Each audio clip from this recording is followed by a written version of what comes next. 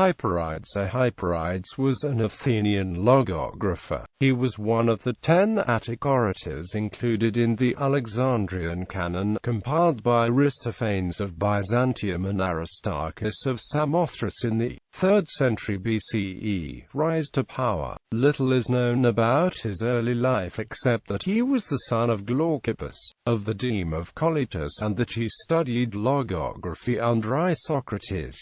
In 360 BCE he prosecuted orators for treason. During the Social War he accused Aristophanes, then one of the most influential men at Athens, of malpractices, and impeached Philocrates for high treason. Although Hyperides supported Demosthenes in the struggle against Philip II of Macedon, that support was withdrawn after the Harpalyce affair. After Demosthenes' exile, Hyperides became the head of the Patriotic Party. Downfall. After the death of Alexander the Great, Hyperides was one of the chief promoters of war against Macedonian rule. His speeches are believed to have led to the outbreak of the Lamian War, in which Athens, Aetolia, and Thessaly revolted against Macedonian rule. After the decisive defeat at Cranon, in which Athens and her allies lost their independence, Hyperides and the other orators were condemned to death by the Athenian supporters of Macedon.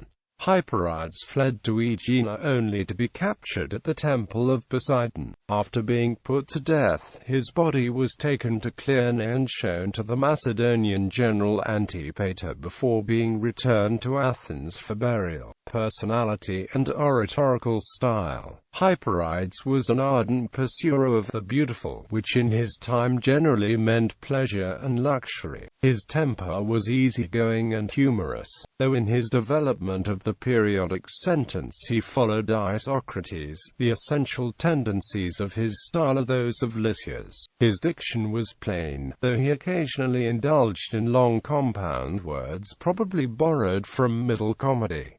His composition was simple. He was especially distinguished for subtlety of expression, grace and wit.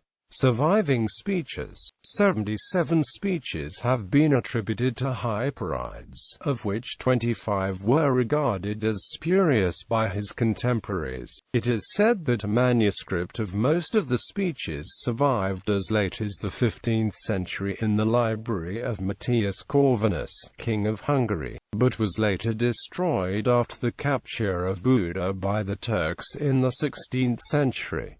Only a few fragments were known until relatively recent times. In 1847, large fragments of his speeches against Demosthenes and Philocrates and the whole of For Xenippus were found in a tomb at Thebes in Egypt. In 1856, a considerable portion of Logos Epitaphios, a funeral oration over Leosthenes and his comrades who had fallen in the Lamian War, was discovered. Currently this is the best surviving example of epigeictic oratory. Towards the end of the 19th century further discoveries were made, including the conclusion of the speech against Philippides, and of the whole of against Athenogenes.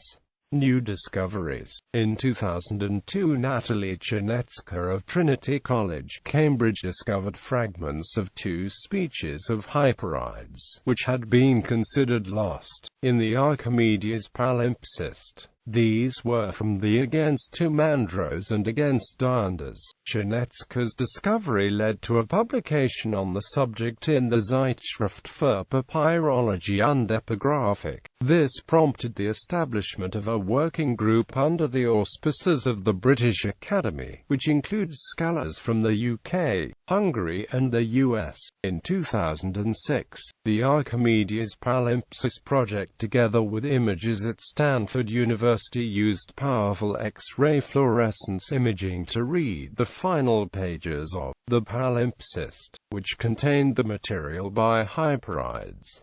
These were interpreted, transcribed and translated by the working group. The new Hyperides revelations include 2 previously unknown speeches, effectively increasing the quantity of material known by this author by 20%.